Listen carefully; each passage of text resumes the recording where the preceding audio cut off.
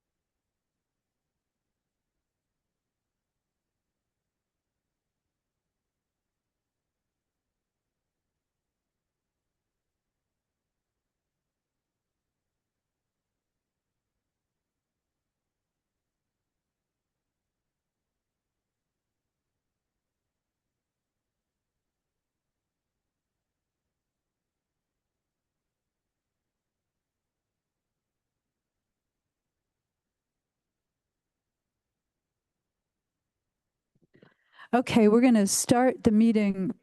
Dr. Fowler is going to chair until Dr. Robin arrives. Okay. I'm going to call to order and thank everyone who has braved this cold and wintry weather to be here, and those who needed to join on Zoom, joining on Zoom. It's wonderful to have both ways to participate these days. Roll call, please. Susan Fowler. Here. Neil Sharma. Here. Kim Fisher. Dr. Fisher is remote, so we will vote her in after the meeting starts. Diane Husby Gordon. Ann Robin. Diane. You can see Diane is here. correct? Would you make a motion to allow her to participate virtually due to one For of the, Kim? yeah, Yes. for Kim motion. I'd like to make a motion to allow Kim Fisher to participate distantly based on inability to get here today, Work. work interference to arrive here today. Any second? Okay, Second. any discussion? All those in favor? Aye. Aye. Kim, you're with us. Thank you. Thanks, everybody. Yeah. Let's move on to approval of the agenda. Any questions or concerns about the agenda? Motion to approve, hearing none. Yeah, we can approve. Motion approved. Move second. Second. Okay. All those in favor? Aye. Aye. Aye. Okay. There's the schedule.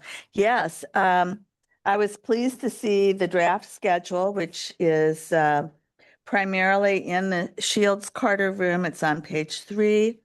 There are 3 tentative dates and 1 off-cycle date, which are always placed on the agenda in the case that we need extra time to review the proposals come April.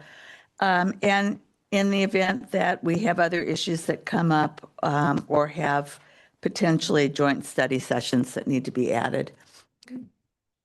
We could make the February 25th meeting a regular meeting and not tentative. We had a technical issue, which Kim Bowdry worked out this morning. So we can do fabulous. the meeting thanks to Kim. Okay. So all those in favor of approving the agenda with the revision that February 25th is no longer tentative, but on the schedule. I guess I need a motion. I'll make a motion. This is Kim. Thank you, Kim. We need a second. Second. All those in favor? Aye. Aye. Aye. Okay, great. So moving from the schedule, as you know, we always have the acronyms and glossary so that if words confuse you, it's good to just do a quick look or ask.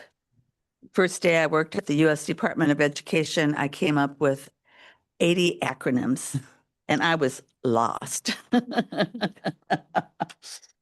Citizen input, public participation. Do we have any citizen input, public participation at this time?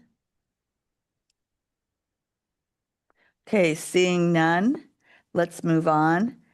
Chairperson comments. I'm not even going to begin to try and take on Ann's comments. As an interim for the moment, I just want to say how thrilled I was to get this packet in the mail and to see all of the data pie charts that were enclosed. Thank you, staff. That was just awesome. I know so much more now. Executive director's comments. Lynn. I know that there are folks who have obligations today, so I don't want to go on and on and on. I certainly will during the meeting, but do want to say we have been receiving audits and financial reviews. They were due at the end of December 30th, technically, but we still accept them on the 31st. And what we're looking at actually looks really good. Some of it is really good. And I can't remember a year like this. Wow. It's been difficult for agencies even to accomplish that for lots of reasons. Shortage of CPA firms, confusion about deadlines on the CPA firm's part. So we have them. We've been taking some time to read and discuss. We have an independent CPA who, consults on them. He's gone through them. So it's been a really productive year, and I actually have had time to learn a lot more about the agencies because there's stuff in the audits that's like kind of about how they manage. So that's sort of bookends that memo at the end about where funding comes from. I'm learning that it's very complicated and every agency is unique, and I'm appreciating people's patience with my questions too. So that's been nice. DSC submitted way before the deadline. We spent a lot of time talking about different things. It was super interesting. I now understand where the management fees come from, which at application time, I'm always asking that, but I'm ready now. So anyway, just to thank everyone for the excellent work and for what looks like a really good year. Fabulous. Then moving on to approval of the CCDDB board minutes from November 19th. Actions required. Do I have a motion? Motion. Okay. Second. Any discussion over the minutes? All right. All those in favor of approving the November 19th meeting, say aye. Aye. Aye. Aye. Great. Unanimous. Who moved and who seconded? Oh, sorry. Neil sorry. moved Okay. and Diane Okay, seconded. thank you. Uh-huh. Moving on then, we have vendor invoice lists. And I have a question there. We have pages 9 to 12, but I also had an email Yeah, where I received vendor invoice lists, and the email was for November, yes. and It's, is it the same? so there's an not do- addendum in the packet and it's the same stuff, but with a little bit more information. So we're in a moment where what we put in front of the public has to be ADA compliant. And what we receive through the many different online platforms that we use is far from compliant. But we didn't know exactly how far from compliant until we're trying to put it together. And so obviously Chris understands a lot more about the information that he can draw down from the online system. And then we can format it to be prettier if you want to, but this is our starting point. We missed something. So the addendum, which is posted online, and then there should be a paper copy of it at your table. Kim, thank you for going and getting these for folks. This is what we would ask you to approve is the complete vendor invoice list. And then if you have ideas for, if you want it to be presented differently, this is something, Chris and I can work on in the coming months, but it's just the important thing today is compliance with the ADA, but readability is, so anyway, that's the long story. I studied what was sent via email instead of going through the packet. I don't know if the rest of you did. Do you want to take a minute to look at what's on your table?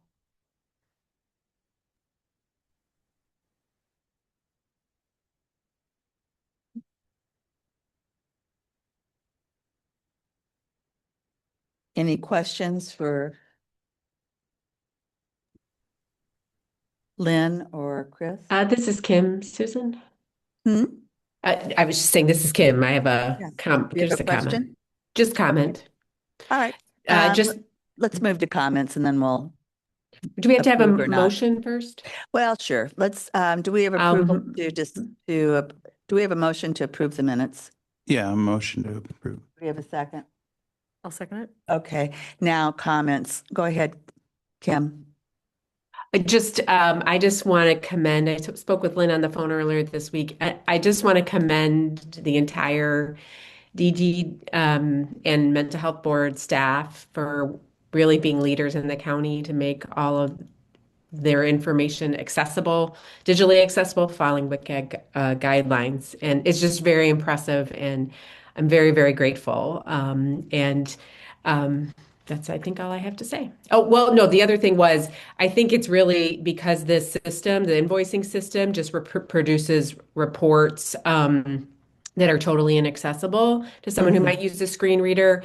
I would encourage the community, and I don't know how the board staff would feel, but like through the procurement process of purchasing these very expensive software programs that spit out all kinds of reports, particularly financial reports, pushing those companies before we purchase the next, round of years of their software, purchasing their software to use, we should probably be demanding they follow ADA compliance so that, our staff doesn't have to spend hours and hours doing work that they should have done in the beginning. I wholeheartedly support that, Kim. And I just remember back 10, 15 years ago when I was on the mental health board, the invoices were so incredibly difficult to read. And we spent so much time arguing about what was paid and what wasn't. This is so straightforward and simple that there's no concern. Yes, please. Hey, Kim, this is Chris Wilson. The company that manufactures the ERP system that I use to make these reports is called Tyler Technologies, and they are having a conference in Bloomington in the next couple months. And one of the sessions that they're going to be hosting is a roundtable, and I plan on asking if they have plans to make their reports ADA compliant at that roundtable. Great. Chris, awesome. Another example of how county staff is just tremendous. So thank you, Chris. If you need any testimony from us as board members, written testimony, be happy to write something up. Couldn't hurt. Mhm. Okay, moving on to staff reports. Go ahead. Oh, sorry, call for the vote for approval of the invoice. Motion to, It was already approved, so all those in favor? Aye. Aye. Okay, thank you, Lynn. Staff reports, as usual, I'm overwhelmed by what the staff does and so impressed. This is an opportunity, besides our thanking the staff, to allow questions from board members. Are there any questions on the staff reports?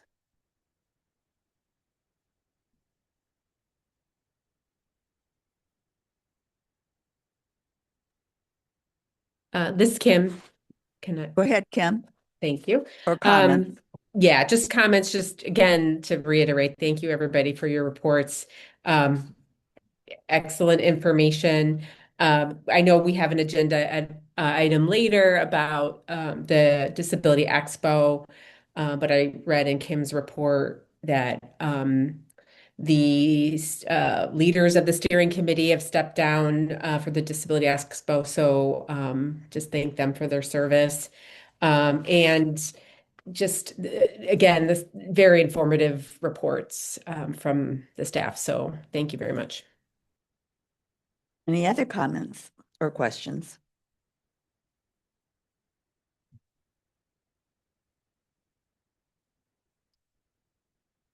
Okay, seeing none, I think we'll move on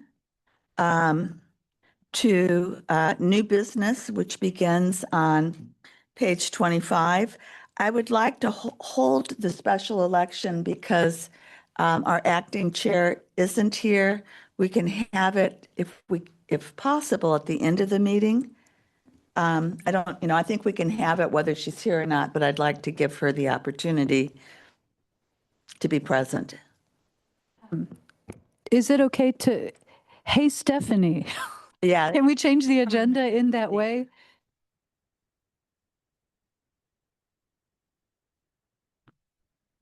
Yeah, you can. all right. Okay, thank you. We won't forget. Thank you. All right, moving on then to agency special request, page 29 to 32. There was no reason to discuss the bylaws, was there? Okay, that was information. So we have a special request from PACE with a letter explaining that the request is to seek payment for the, I believe, January, February, March, which was withheld because the they did not have their audit ready for the end of the year.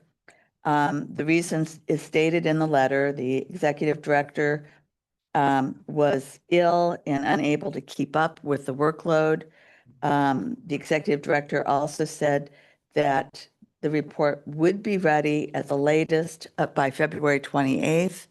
So this is an opportunity for the board to, I guess we should make the motion and second it, and then discuss the extent to which we can be flexible to requests that indicate a clear deadline for completing it and that have a reason or rationale for not making the deadline.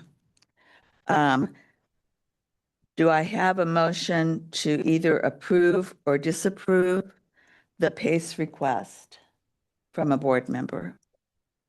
This is Kim. I'll motion to waive the suspension of payments on PACE Incorporated's program year 2026 contract due to late audit and to authorize CCDDB staff to release January, February, and March payments as scheduled. Do we have a second? Second. Okay, so Kim and Neil have moved and seconded. Discussion by members of the board. Any discussion? No, I think it's important to be flexible. Like, it sounds like it was a reasonable excuse, and so we shouldn't penalize. Okay, then let's move to the vote. All those in favor? I think we're going to need a roll call. There you go. Please move to a roll call vote. I'm sorry. Please move to a roll call vote. Apologies. Neil Sharma, Aye. Kim Fisher, Yes. Diane Husby Gordon, Yes. Susan Fowler. Yes. Okay, great. Moving on to Expo activities for 2026, which is the decision memo beginning on page 33. Hopefully everyone has had a chance to read what has happened with the Expo. I don't think I need to describe the memo if you've read it. We know that there are several factors that are impacting the Expo. The revenue cost, the unexpected resignation, the amount of time demanded to put together the Expo, and the recommendation to continue to distribute the resource book, updating it, and to have a study year. So the decision motion, if we're ready to make that motion, we can then have discussion. Motion to move into second. Who would like to make the motion? Yeah, motion to move. Okay, Neil's making the motion. Do we need to read it? Neil, do you Yeah. mind? Motion to 37. direct CCDDB, CCMHB staff to form an advisory committee to plan and carry out Disability Resource Expo activities, which may include an in-person event, and to authorize the executive director to pay for related services and products using approved budgeted funds. Okay, a second. I'll second. This is Kim. Kim has seconded, or Diane? Okay. All right, discussion. Please. Okay. It was very hard for me to figure out exactly what to ask the board because this happened it was a little bit unexpected, but I think looking back, we understood that this could happen. The people, the coordinators who were doing the lion's share of the work are not able to continue. There are certain members of this big steering committee who are very active and had some ideas and wanted to start, a smaller committee and maybe take a year off from the in-person. I'm not closed to that because we've budgeted for all this stuff. We certainly don't have to spend all the money that's budgeted. There's no reason to do that. It might be very difficult to collect a lot of sponsorship revenues during a year like this. So it might be nice just to bring it all down a little bit. That subset of steering committee members had a lot of really good ideas.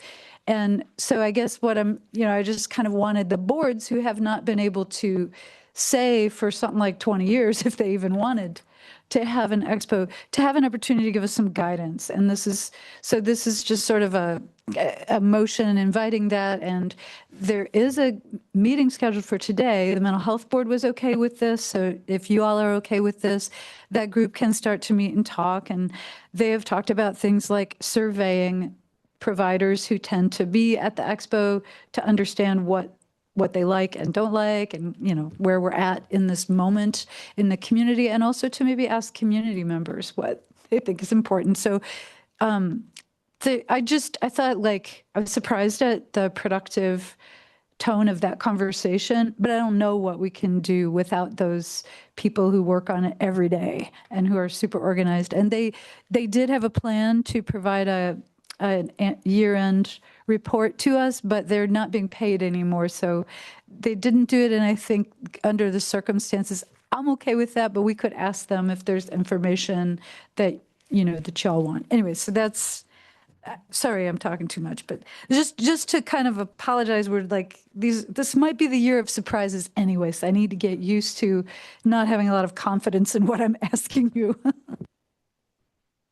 I'd like to note that there are, you know, maybe two reasons to postpone. Number one, we really don't know what the funding picture is going to look like and how many of the resources that are presented at the disability fair will continue to be available at the level that they've been available. And number two, I did hear a lot of burnout comments about the amount of work, physical work, that volunteers had to do. There were not complaints. They were just, I don't know how much longer I can do this. My body's getting older. So I think, to me, it makes sense to have a planning year. Other comments from the board?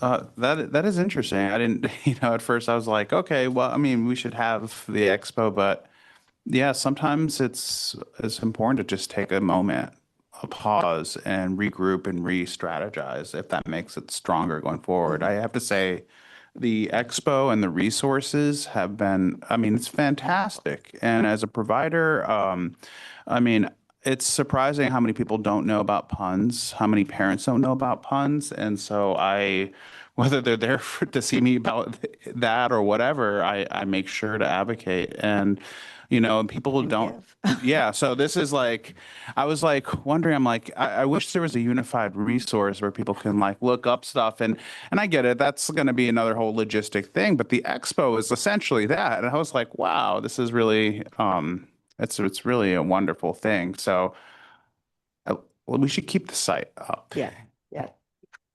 Any other comments? I would just say that I like the idea of the survey of people who have been doing it.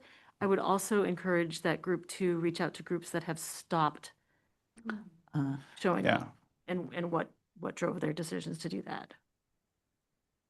Dr. Fisher. Okay, she's smiling and nodding on the screen.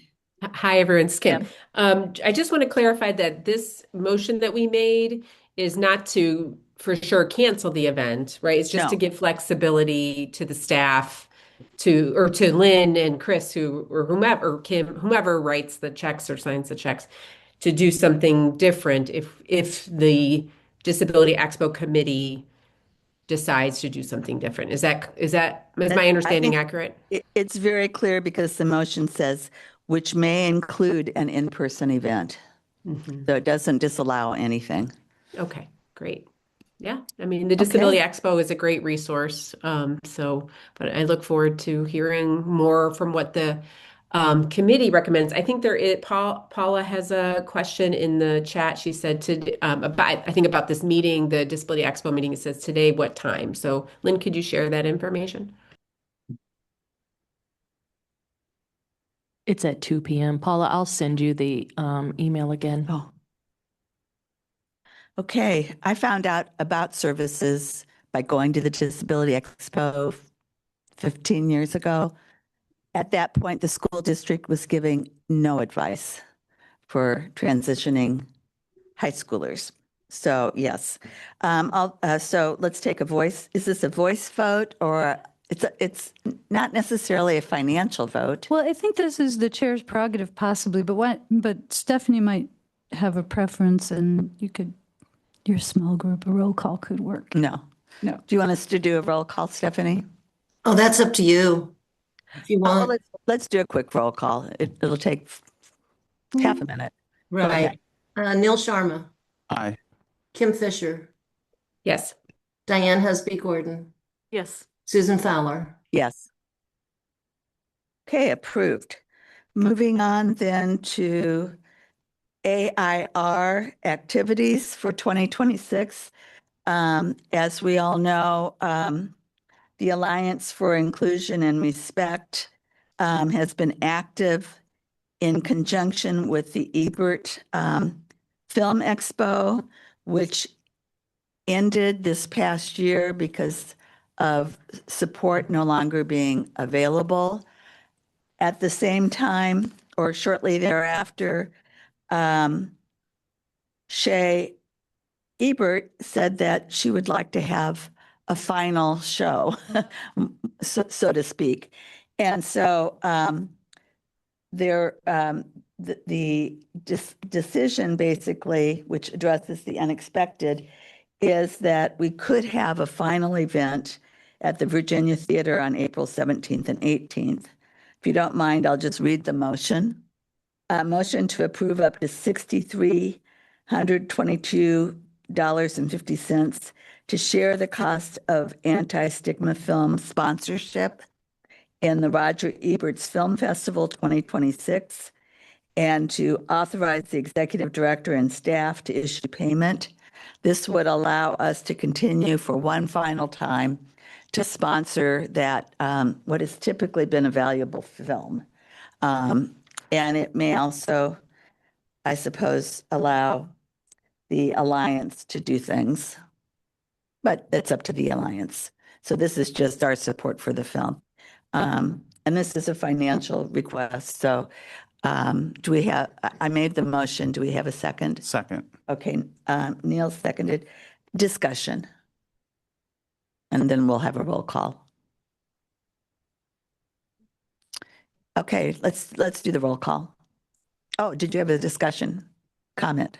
I mean, this was a another no-brainer. surprise, and the Mental Health Board did agree to do this. So if the DD Board wants to contribute, this would be an up to, because I don't know how much they would actually expect from us this year, but we've traditionally paid 15,000, and then we have the art show, and it's a little easier to pull this off because we don't have to do all the coordination. But I don't know, like I got some emails yesterday that Chaz Ebert and the other coordinator are pretty confident they can do this, but I don't know what's going to happen. So this is kind of, again, maybe, and if we can do it and you are into it, then that would be the most it would cost the DD Board. And I don't know, I think the art show part is really exciting. It's also happy birthday, Susan. Oh, Right? Won't it be? It'll be your birthday weekend. yes, it will. We can make the whole festival. Anyway, It's incidental. yeah. So, and I'm, again, was like, whoa, I finished the budget. We did budget revisions and then heard about maybe another Ebert Fest. So it's fun. Other comments or discussion? Any concerns about Lynn needing to redo the budget and potentially expending an extra 6,800? Okay, roll call, please. Diane Husby Gordon, Yes. Susan Fowler, Yes. Neil Sharma, Yes. Kim Fisher. Yes. Wow, we've gotten through a lot of the agenda and we can now move to old business. So resolution number 1 update is on pages 43 to 44. This is carried over from the pledge that members of the board worked with staff to develop to recognize the rights and the dignity of individuals with autism and IDD within our community. We felt there was an urgent need to be very specific following comments by the Secretary of Human Health and Services, who decried the lifetime trauma and life and death sentence, basically, for families who have children with autism, which enraged many of us who are families with children with autism. So the adoption of the resolution is included with draft actions for a multi-governmental pledge. This requires board action because if you note on page 44, next steps are recommended to urge other entities within Champaign County to also provide support for this. And the pledge of action to demonstrate this commitment will need to be developed or not. Well, this is, so you already approved the resolution in two different versions in November. So this sort of summarizes Great. what that was and then what we did next. And now we're at, again, a place where I'm not really sure what we're doing next, but I think whatever we do next, we need to bring in some experts, some Okay. people who advocate. And so this pledge of actions is developed based on what I'm hearing from others. Some of it is stuff that units of government have to do anyway. But to have this come from a person who actually has a developmental disability or autism at a governmental meeting could be really powerful. So I'm asking really for, if y'all approve or want to revise this document, or even put it, if you want to put it off, we would, the next step after that would be ask for some input from people who might actually go to a meeting of, say, the county board and give public input and ask for this pledge of actions. So, Well, that was my question. Who leads the effort? And you're providing, so staff would work with a board member or the community represented by the DD board to find a spokesperson. And staff would take on that role, or a board member would help staff with that role. Okay. Discussion. Oh, maybe motion first, sorry. Do we have a motion to approve the board agreeing that staff and a representative from the board should work together to identify a speaker? Is there yeah, I had given Anne a potential motion. okay. It was really simply just motion to accept the 2026 pledge to residents with disabilities as presented or as revised. Oh, that's even easier. Yeah, because then Okay. the rest of it is going to, it really does depend on who's available to work on things like this and who's interested. And I am not working directly with any advocates, so I can't speak to Right, whether I understand. they'd even want to do it. Yeah. Okay, so let me paraphrase. The motion is to approve the statement of the resolution as presented on page 43 and to support the next steps that are represented on page 44 to support the pledge of actions presentation to other units of local government. Is that close enough? I wasn't even thinking of anything that complicated. I can say the motion. This is Kim. Okay, go ahead, Kim. A motion to approve the 2026 pledge to residents with disabilities as drafted or as edited. Period. Okay, fine. A second? Second. Okay, moved by Kim, seconded by Neil. Further discussion? Hearing none. All those in favor? Sorry. Oh, sorry, I see a hand. Yeah. Go, Kim. This is Kim, yeah. So one question I had is, do we have any structure in our bylaws for ad hoc committees? Because this feels like a nice opportunity. I mean, staff has a lot of things to do. And I'm wondering if this is something that like a ad hoc committee led by maybe a board member would be a good idea or not?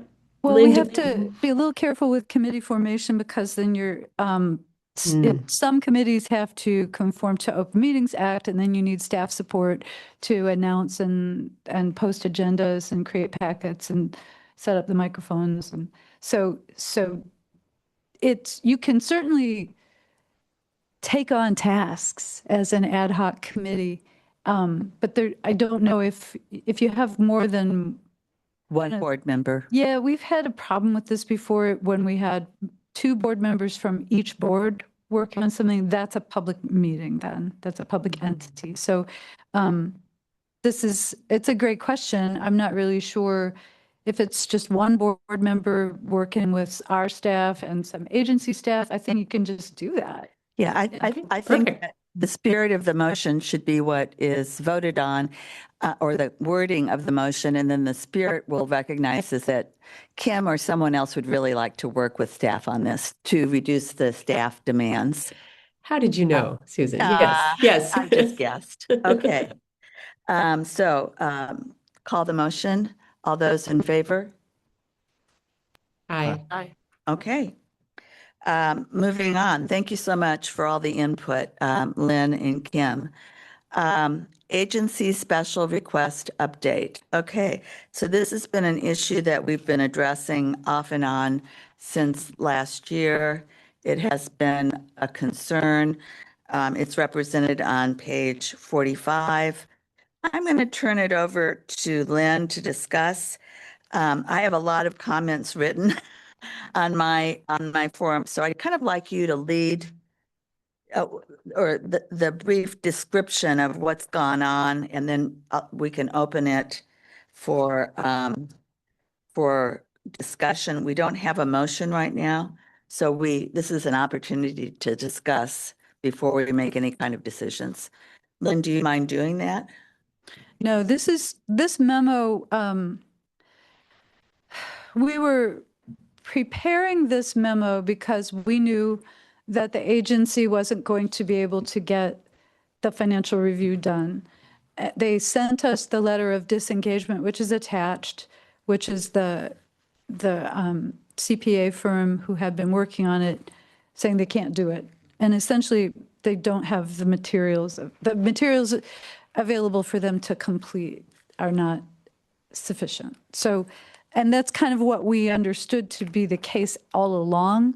So this memo just kind of was in preparation of them asking you for something, and then they decided to wait until February to ask you for something. So at your February meeting, there will be a request from the agency for more time to complete the financial review. So because this memo was already prepared, I thought this might be a good time to just kind of discuss how you feel about that. It does have hyperlinks to memos and materials that were presented by our team at previous meetings. There's a lot more detail, like what we think about the things they submitted in order to satisfy the contract. We can summarize that too, but I think it's, there might even be a reference. Yeah, there's a reference in the update to what we had suggested at the last time, that it does look like a lot of activities continued, which were consistent with one of the contracts for the full year, although they only received 6 months of payments for it. So like that, and we also knew that because it relied heavily on social media, which we could all see.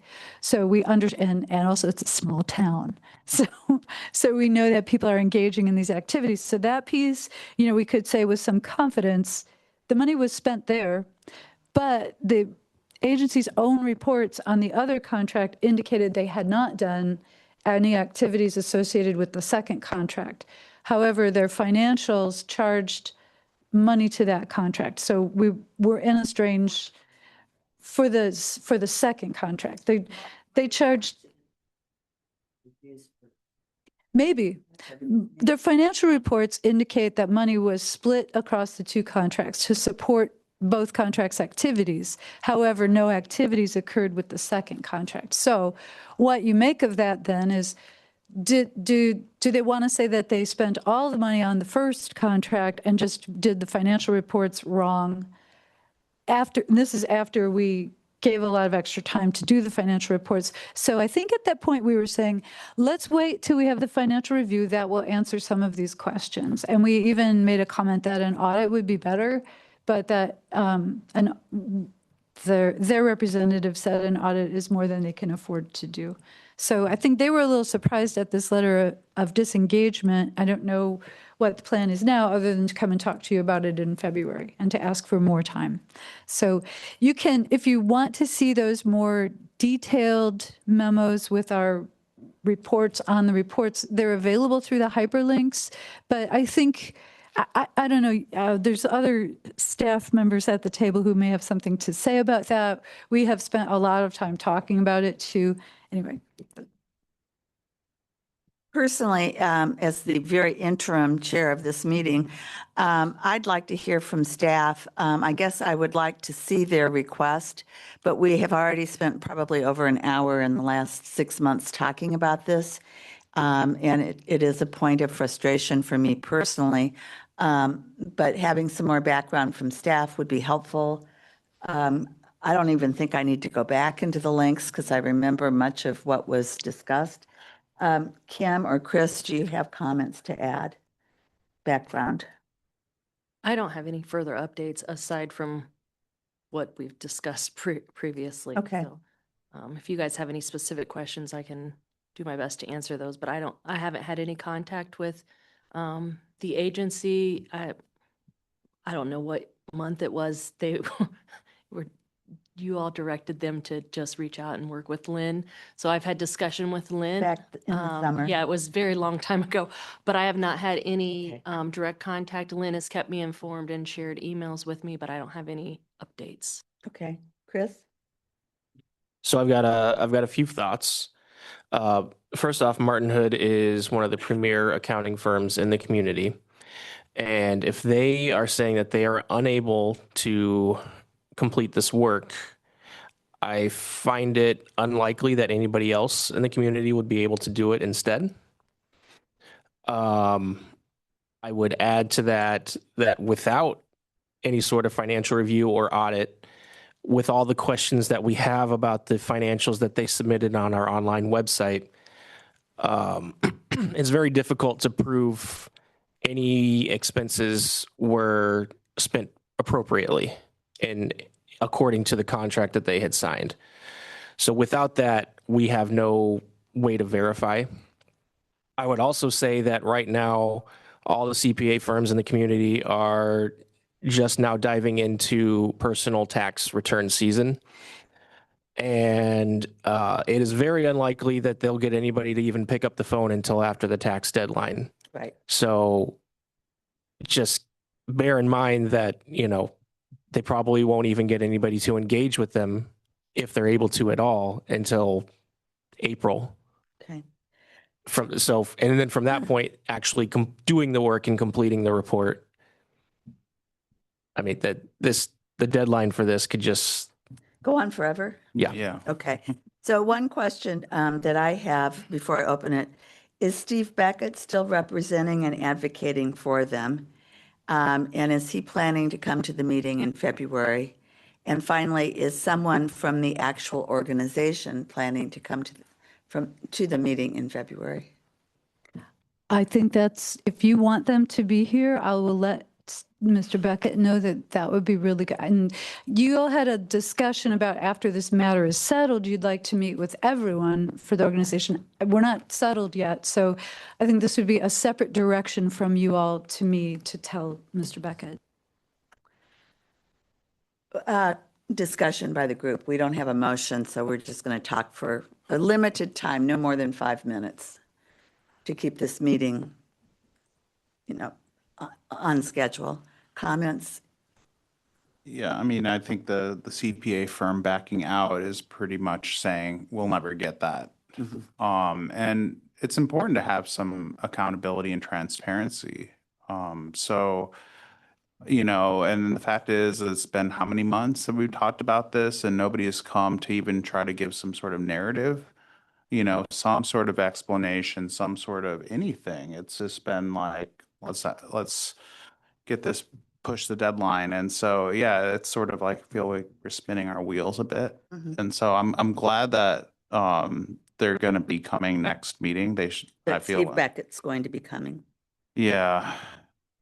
So the question is, do we want someone from the agency also to come? I think so. I mean, I think at least before, I mean, give me a good reason. Like, think about what we did with Pace, right? That was a very reasonable request. It's not a track record. This seems like this is that their finances were in mess and they weren't doing a good job keeping accountable to their money. And then that becomes a problem when you hand people money, like what happened to it? Was it just simply, oh, they just used it for this one project, even though they should have also used it for the other? Okay, maybe that's more forgivable, but then what if it not all that money? Then that brings in other, even legal questions. No, I'm not making any accusations or No, anything. no accusations, just the issue is, we know Steve Beckett is planning to come. Do we want to make any other requests? You're suggesting that a representative from the agency, preferably the president. Yeah, somebody who can come. speak and be accountable. Yeah. Kim, do you have thoughts? Dan, do you have thoughts? Kim? Yeah, so this is Kim. So is it for sure that Steve Beckett is coming next week or next month? And what would be the purpose of his coming to the Well, meeting? He's coming to represent them because they are going to request, they've already given us the request for you, but they didn't want us to present it in February because he couldn't, they didn't want us to present it today because he couldn't come today. So he asked for February so that he could come to answer any questions that you might have. But I think it's fine if I reach out to him and say, I'm so glad you're going to come, but we could also use some other folks. So anyway, that's not what you asked, but yes, he's coming. Okay, and the request would be more time, just to clarify. Or I guess we don't know because we don't know, we haven't I seen. have the request. The request just asks for more time. That's all. Okay. As long as they know that there will be many questions and hopefully they can provide answers and accountability and just an explanation. Yeah, so this is Kim. Given what Chris has said about the accounting firm expertise and also the timing of needing more time, I can, I've said this from the beginning, I continue to have grave concerns about extending this for much longer.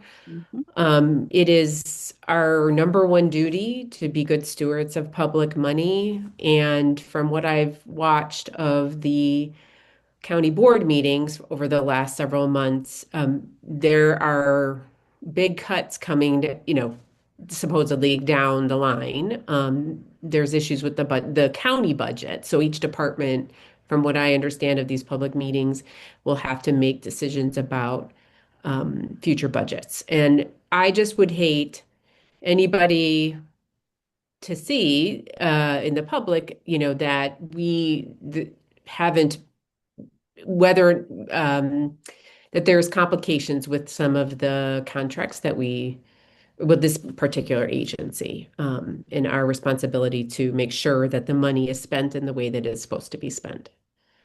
So more time to prove that it was spent in the way it was supposed to. It's already been several, years, right? Or over a year? Been a year. Yeah. Well, I would like, So- with the board's consent, so I'd like to make a motion that we specifically request that a representative from the agency come with Steve Beckett to the February meeting to explain why it's impossible to do an audit and discrepancies. And I also would like to, well, that's all I want to say. I'd like to limit the time they have to, but let's just go with that motion. That they be given half an hour and no more. How about that? To explain problems with the contract. Is that okay? Do I have a reinterpretation of the motion, or? A half an hour is a really long time. We have really, All right, do you want to go ahead Yeah. and revise it to 15 minutes? yeah. And I think, maybe not just the audit, but I think the lesser stringent reporting is the financial review, right? I think, is that my understanding? Financial review is less costly. So maybe have them explain why they can't get the financial review. What if you had less detail about what you're going to ask them? Yes, let's just. So that you can ask them whatever makes sense. Okay, that's a great, yeah. Okay, that's- so let's go back to the motion. I move that we request that Steve Beckett come in February with a representative from the agency and that we provide them with 15 minutes to present information related to their request and the failed audit. Yeah. Period. So out of curiosity, why 15 minutes, not the 30 minutes, or Well, are I think they? it'd be 30 as far as I'm concerned. I Yeah. just don't want it to be a 2-hour board meeting. Yeah. So there are the motion is still tricky because there's no audit. So to refer to a failed audit there is no audit. It's a financial review. So I would say like maybe a simpler motion that requests that Steve Beckett and a representative of the agency come and answer your questions for no longer than 15 minutes or whatever. Is that? Minutes. Yeah. Okay, I like your suggestion of simplifying it. I move that the board requests that Steve Beckett be accompanied by a member of the agency when he appears before the board to make the request in February, period. Yeah. And should have explanations and also what do they think is their perspective of how they spent it? If they even have Do you want to make an amendment to add that? I or- don't know. this is Kim, I would just leave it as open and then we could ask those questions. I mean, we've asked those things and they've already answered them. Yeah. But Hopefully they don't. Yeah. So So I do I can have a second Susan's motion. Okay, Kim seconded. Further discussion. We know it's going to be awkward. All those in favor? Can I Oh, ask a sorry, quick question? please. It's okay. Coming into this new, I've followed along a little bit over the last year, but don't have all the background, just from what was publicly Sure. shown. But when they do come in February, they're going to be asking for more time. What is the end game here? I mean, what is it that we're trying to get to as a final result? Or we don't know. I'm sorry. No, I mean, I think the money is spent. the money's gone. So I think and I'm not sure that everybody in this story understands what we're looking for, but there is a requirement for financial accountability. It could be, if a financial review is impossible, maybe there's an alternative. But I appreciate what Chris Wilson said, like this is a bad sign. If one of the most esteemed firms can't do it, who can? And are we in some position to come up with a different type of financial reporting requirement beyond what was already submitted? So I'm not even sure anymore what we're asking for. I think that it's possible that they really think they can prove that they spent the money well, and they might have done that, but without financial records. It's, that the proof is the problem. So I don't even know what kind of questions you might feel inclined to ask them if they're here. I'll have some. Well, I hope that they're prepared. I mean, Mr. Beckett, I mean, he's a lawyer, so Yeah.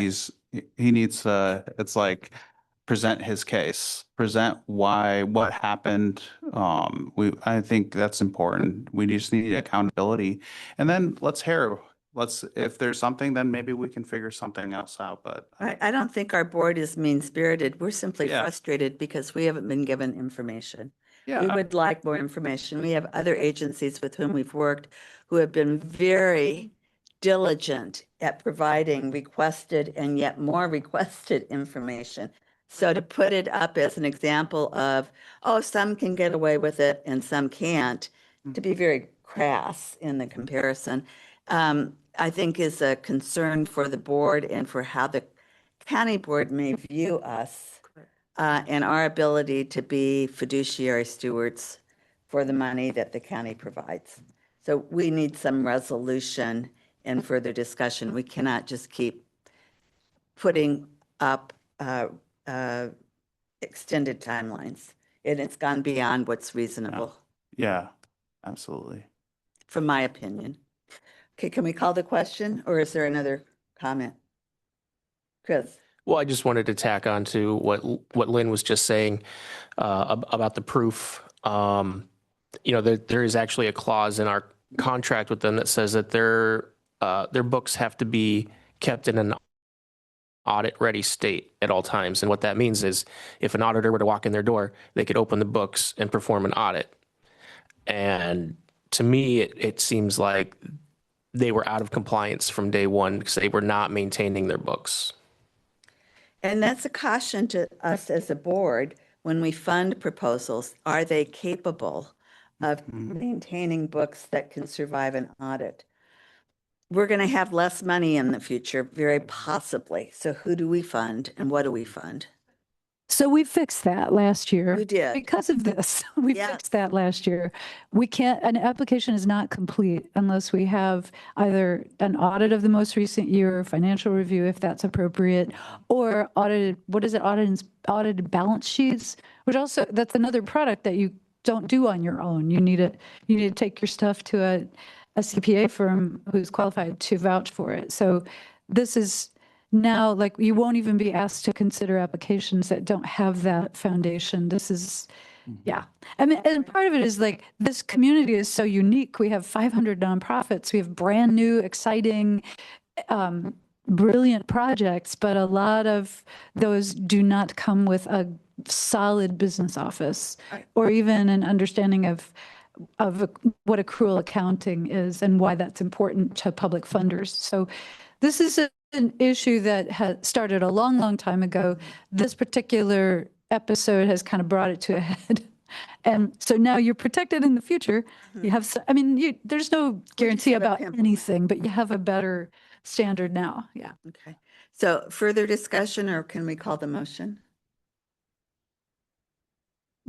I'd like to call the motion, hearing no further discussion. All those in favor of the motion that was presented and seconded? Aye. Aye. Okay, great. All right. That was a little more than 5 minutes, but not too bad. That's okay. Susan, this is Kim, yeah. real quick. I'm sorry, I have to run. I have to catch a flight. So All right. I'm We sorry. understand. Does Okay. that require the board to come to? We're good. We still have quorum. Okay. Thank you so much, Kim, for participating under dire circumstances, Yes, catching a thank you. flight in this weather. I know. Wish me luck. All right. Thank you. Yeah, good luck. Bye. Okay, emerging threats are presented. I think that the threats are continuing to emerge.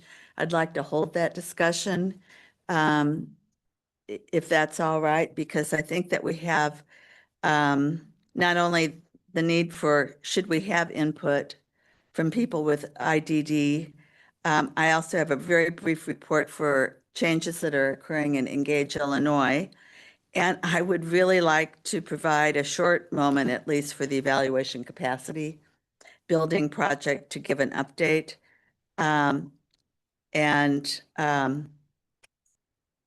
think that that's about all we can do before people are going to have to start leaving this meeting based on other competing priorities. So do we have input from people with developmental disabilities or intellectual disabilities for this meeting? Okay, nothing there. Then Engage Illinois. So Engage Illinois started off with like a rocket in January, and we've already had 3 board meetings or committee meetings. I've agreed to serve as the representative for downstate. Apparently, I am the only representative, and Vicky was outside of Chicago. I agreed to work with the outreach committee, which is focused on expanding participation in downstate. Chicago does have an attitude that they are most of the population, but they are really willing to encourage us to bring more people from across the state into the discussion.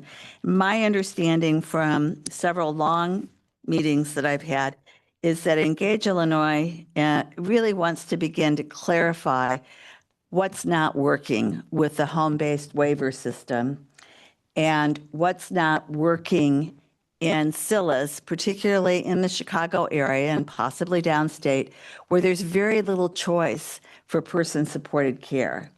So the home-based waiver system provides a lot of choice, but no supporting infrastructure or guidance. The SILA provides a great deal of support, but little personal choice and direction. So we've got this mismatch of systems. And the goal of Engage Illinois is to come up with a very specific new slideshow PowerPoint presentation to use with multiple agencies across the state, and we're talking local. So all of the 708 boards, there are very few DD boards, but there are other groups that are parent groups, et cetera, and that are related, that are concerned downstate with how services are available and not available. And if any of you have tried to get into a group home recently downstate, it's very, very difficult. It's not impossible, but it's very, very difficult. So I'm really encouraged by the spirit of the board and what they're planning to do. I will provide a quick update every month, but I think they've really honed in on action so that it's not just a small parent group in Chicago saying, let's change the system. It's let's create a coalition across the state to change the system. So that's my update. And, you know, I kind of thought we were dragging, but I think the coalition, the Engage Illinois had to really come to grips with a lot of issues. And they're doing that. So that's all I have to say about Engage Illinois, but I'm optimistic that it could be a force. Okay, moving on to evaluation capacity building. Do we have a report? Yes, we do. Thank you for being here. Happy Hump Day, everybody. So I'm Jacinda Darius. I direct the Family Resiliency Center. I'm leading the Evaluation Capacity Project with a team of excellent people, Nate and Rachel. I'm going to be real short. So usually I come in and show microlearning, and we've done that so many months in a row.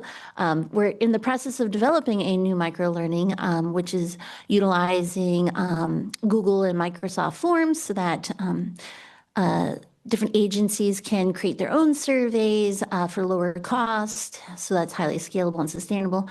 So developing the microlearning that also our working group has helped in providing feedback on, and having a one-pager so that people who have different learning styles with the audio and visual versus the text versions, that both can be served. And then having an in-person training to have whomever from the agencies want to come in their programs actually do hands-on creating of their own survey or form using those systems, because you can only learn so much from videos and short videos. So we are working on planning that and working with our working group, who has given us great advice and suggestions on how to make this more user-friendly and in very lay terms. We've been working with technical assistance with 3 of the programs, and that's going well, helping them develop logic models, surveys, thinking about their outcomes. And so those are the things that we've been really focusing on. So lots of work going on, but no more microlearning this month. It's okay. If I did it every month, they'd get tired of it, right? No, we do try to keep them a little entertaining so people will watch.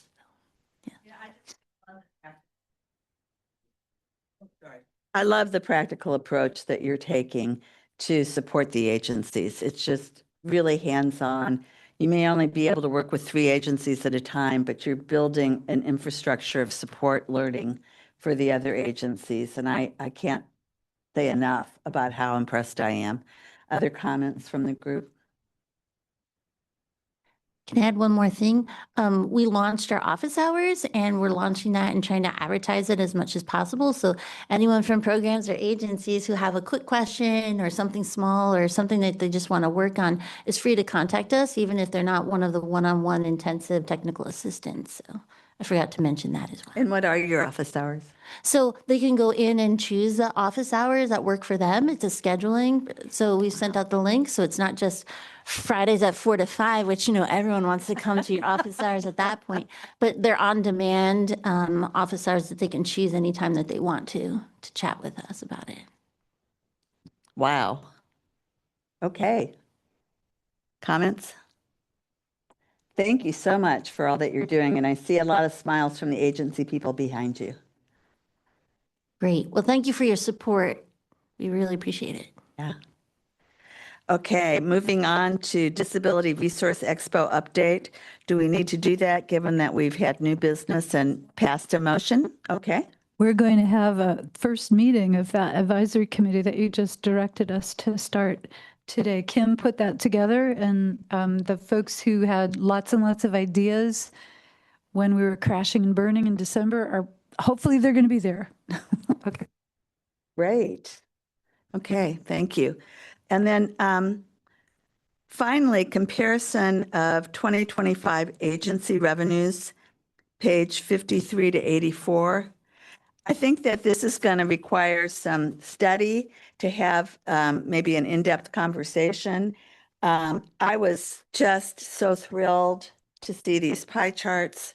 I've been wondering for years, what does it look like for an agency with robust support or potentially robust support? What are the different sources of funding? How varied can it be? And to what extent does an agency depend only on CCDDB or the Mental Health Board? And we know right now that it's no longer completely safe to depend on one source of funding, right? I used to have a lot of federal grants at the university. They became a little bit more tricky. I went to state grants. They became very tricky during the budget shutdown. Added some private funds, and now the whole field seems a little bit tricky. So I think that having this in our hands will make it so much easier to approach the review of proposals in the spring, because it has, at least for 2025, some of the additional data. And I guess one comment I'd like to make is to encourage the agencies to really study, and you probably already know what your agency looks like, but I see some highly vulnerable agencies, and I'm really concerned. And I know it's not easy to diversify in a short period of time. But this is something I think that we really need to discuss. I also would like to give Lynn a few minutes to talk about, particularly the aggregate data and some of the wonderful news that does represent for our community. And then maybe open it for discussion of what you'd like to do with this data in the next meeting. And again, we can go until 11, but I'm also aware that it's not the best travel day because, and people have been pressed to fit more appointments into the latter part of the week because it was so bad in the beginning of the week. Lynn, do you want to talk a little bit?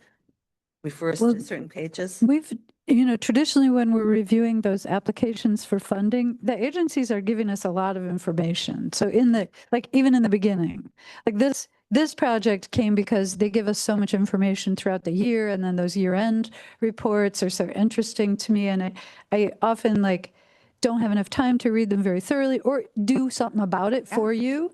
So I think this year, Kim put together I think this is the second year we've done it, a summary of the outcome results, which is something that means reading that very, very long aggregate document, super interesting comments in there. So by giving you a summary, we don't mean to say, don't look at what the agency wrote in the first place. Similarly here, the aggregate information was kind of about, in case any members of the public are not sure what their tax dollars do, I wanted to show that their tax dollars are very, very important to the work that they might love and rely on and take for granted. This memo is silent on what the services are, how many people are served, even what the local programs look like. let alone do people have good outcomes? That's a different memo. This is just about money. And you can see the first 3 lines are state, federal, and then state pass-through, state and federal partnerships. And that's the monster share of the money. And in 2025, we came to feel differently about that money. So in all of the applications for funding, we'll see these data again. And that is something that I always put into those program summaries for you. What are the shares of the total agency revenue? Just so you kind of know, like, it means something different throughout the years. Apparently, like 10 years ago, if it was all state funding, we'd be very worried about an agency, but that's not quite what's going on now. But the good news that I found was private funding. The older an agency is, and some of them are very old in this community, the more you see things like private foundation funding or like just a nice solid fundraising line. So it takes a while to get there, but that can be more stabilizing than some of these public tax funded programs that go from one year to the next and create like a whole other level of stress and chaos for everyone. Local government is a smaller part of it, and we're part of local government. But I was very, very glad to see among the private funding sources, the top 3 reflect like a potentially very generous population here, like people giving their own money individually to projects they believe in. I thought, that's so nice. I'm happy to live in Champaign County. So anyway, beyond that, like yeah. Stop you just for a moment on page 55. If you add fundraising to contributions for the aggregate, and this is just the aggregate, 46% of the funding to agencies in the aggregate, not individual agencies, is based on contributions and fundraising. Now, that's always going to vary based on the economy, I'm sure, but 46, that's almost half of the resources come directly from people in the community who are willing to support the efforts of the Mental Health Board and the DD Board. That is astonishing. Really. It just made me love my neighbors a little bit. So I thought that was super good news. Then, obviously like the agency by agency pictures are very important for understanding conditions. And, there's they do what they can. We might have suggestions, but we're not in their shoes. Right. So anyway. And some are older, some are newer. Thoughts about how to proceed with discussing and looking at this data in February from the group? Do you think it's important to do, necessary to do? Are you happy with what you have? Yeah. Okay, so we could have it on the agenda again in February if there's time for a deeper dive. I got back from a terrible 2 days of trying to get home with flights, and I saw this, and it was like, as Lynn said, Christmas when I opened it, because I'm sorry, guys, but for those of us who received the mailed copy, it's in color. So it's really easy to see the distinction. And I thought, this is something I've been wanting to see for years. And it's such a positive picture. And then we see a few agencies that we can say, oh my gosh, I'm a little worried. And it's not that they're bad agencies, they're really great agencies, but can they diversify? And how much will we need to diversify? And we don't know. That's part of the emerging threats, right? Yeah, and it's good for us to get input. I think we as staff get input individually from agencies about things like the, kind of the long-term effect of funders like the state have traditionally had a very low indirect cost rate limit, and that can be a real problem if you're trying to compete for technicians or financial experts. So that has created some of the vulnerabilities that you're dealing with on a functional level. So anyway. Okay. I just think it helps to have a deeper knowledge of what's going on. And we're really getting to that thanks to Lynn and her staff and the agency reports, which can be summarized more coherently and simply in ways like this. And boy, I can't thank the staff enough, because this is extra work that they did on top of their other work. So, okay, moving on then. to successes and other agency information. This is always the star of our meetings. So it's all right if we don't have them this meeting, but if we do, we would love to hear them. Any agency reports?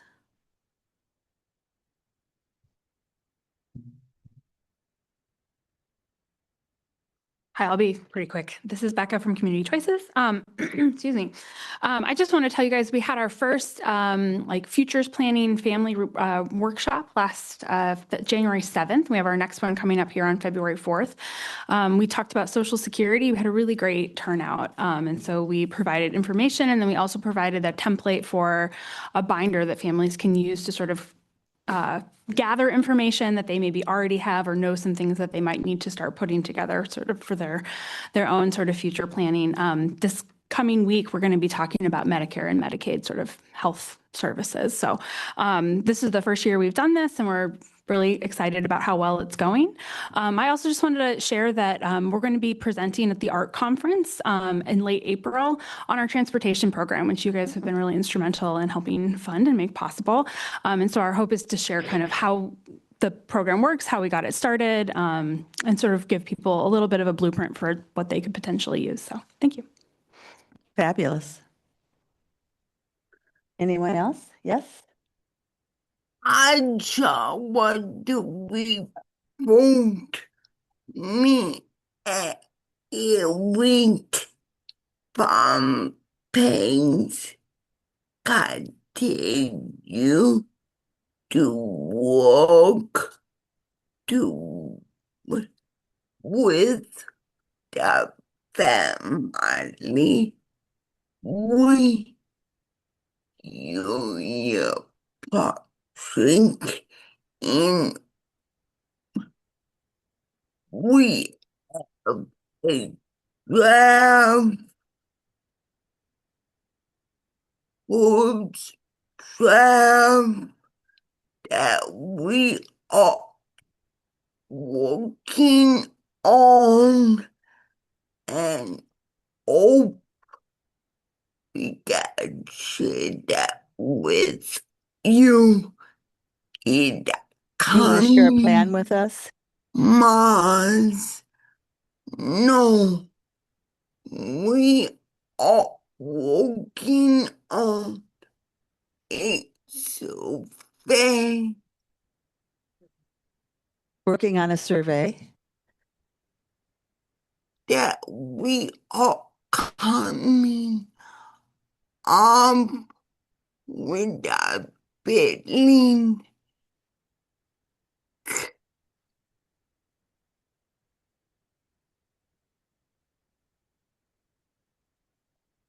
with you up high, and you've been a great collaboration.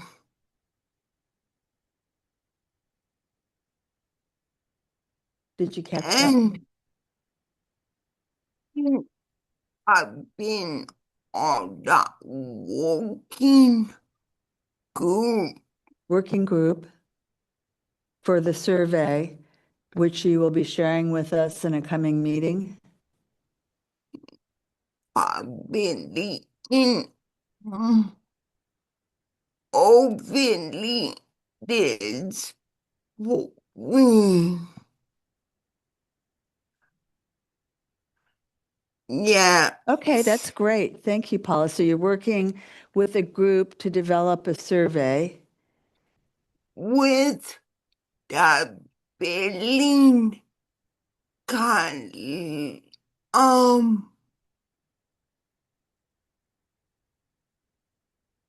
with the A unified group.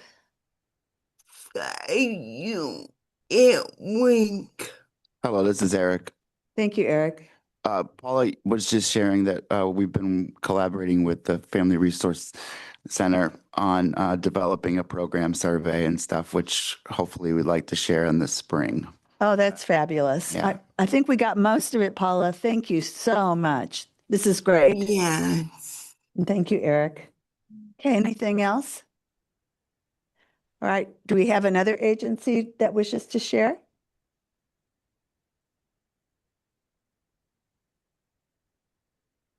Hi. I'd just like to share two things if that's okay. After hearing that people in our Community First program through our robust survey process, thanks Jacinda and company, we learned that people are interested in agriculture. So we created the weekly Iron and Acre group. So this group has spent the past few months traversing Champaign County when it's not snowing or raining ice around, and we've been invited to some farm implement places, have had some tours from places like Awesome Machines, Jennings Implement, and they've even used some computer programs to learn about diesel engines and design their own digital tractors. So that's been pretty fun. And I also would like to share that the Crow will also be a venue for the Boneyard Arts Festival the weekend of April 10th. So we hope to see you there. Our opening reception will be on Friday, the 10th, April 10th from 6 to 8 p.m. and light refreshments will be served. This year's theme is Growing Together to showcase our community's ability to grow together in art while fostering inclusivity and connection. So. Thank you so much. Please go ahead.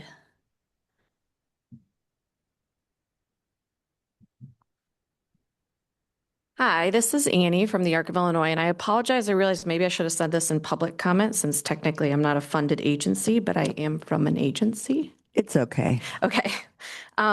Just want to share kind of an exciting thing that the Arc of Illinois is doing here locally. We are hosting listening sessions, and it reminds me a lot kind of similarly to Engage Illinois, looking to gather a lot of feedback from people on what's working in the system, what's not working, where we should be funding our money, where we should be putting services.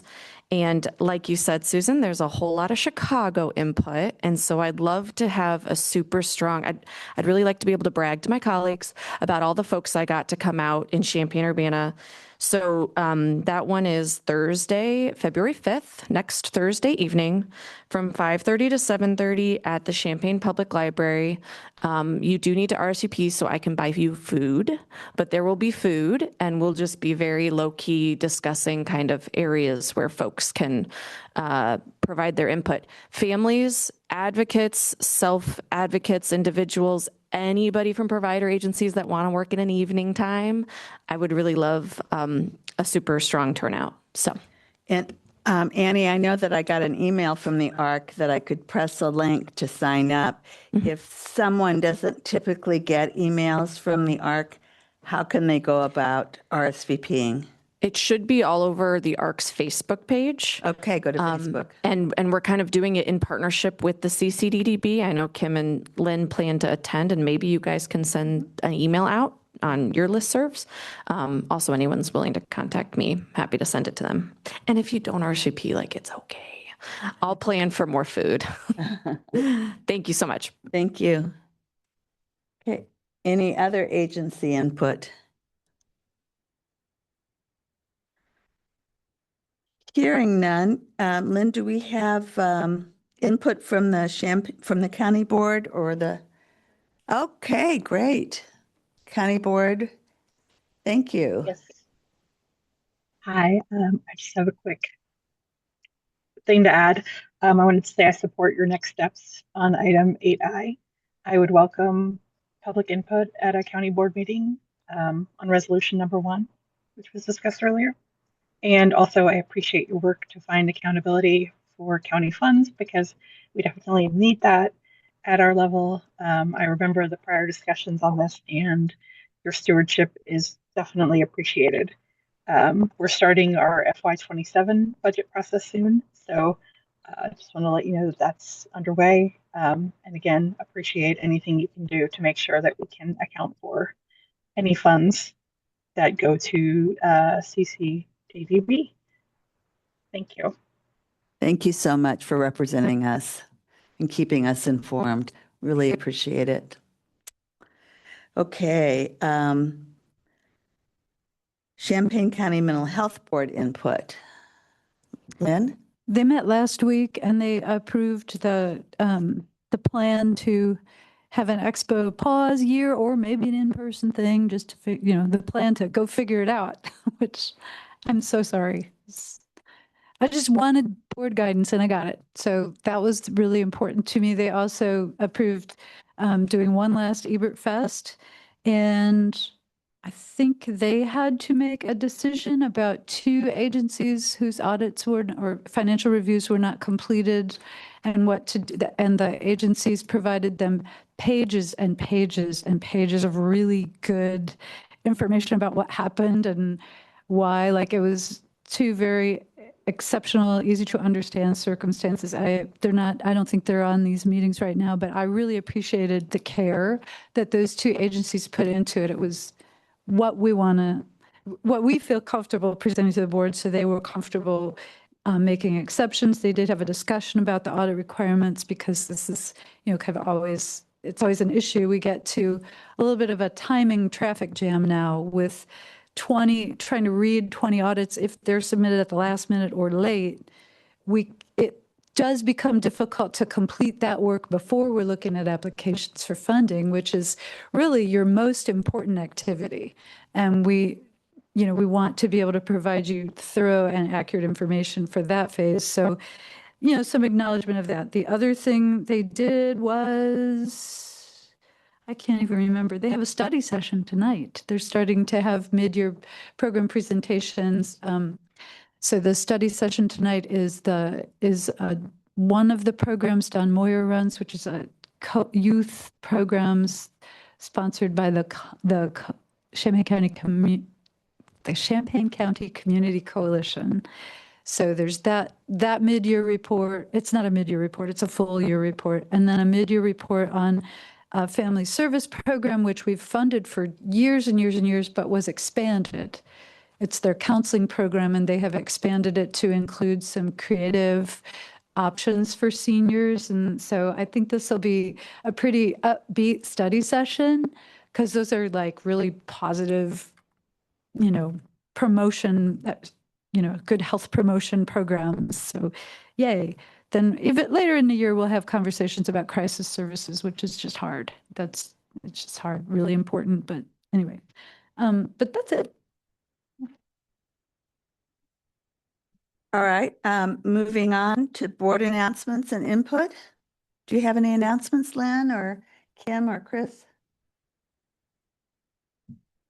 Okay, moving on then to board input. Any input from the remaining board members today?